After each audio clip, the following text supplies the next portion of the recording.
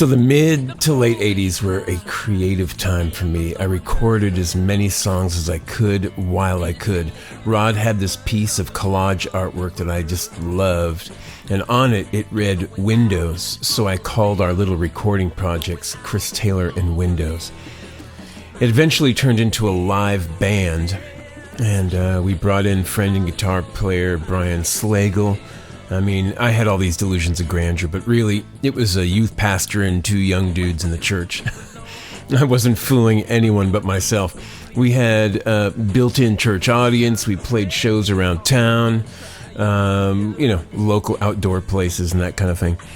But my lyrics never really sat right with the religious type, and I knew I was a square peg trying to fit into a round hole, so to speak. So, still, I pressed on.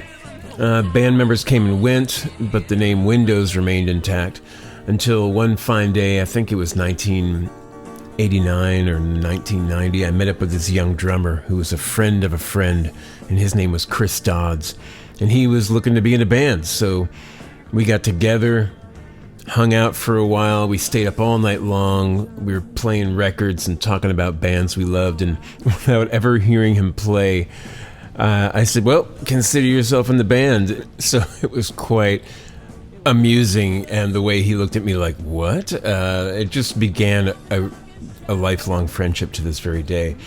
After that, we got Tobin Beeling on the bass guitar, and he knew this other guy, and he invited, who played guitar, and he invited him over to our first rehearsal. His name was Matt Slocum. He took out this bright yellow Ibanez guitar, and we were like, what is this all about?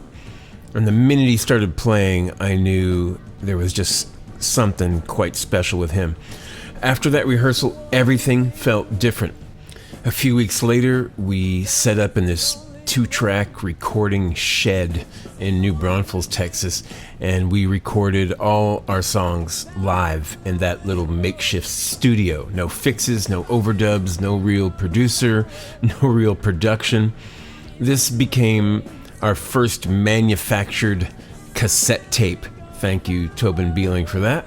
I called this project Simple Things Confound the Wise Man, and for all its faults, out-of-tune guitars, crap singing by yours truly, and rough and ready recording style, I mean, it had its charm.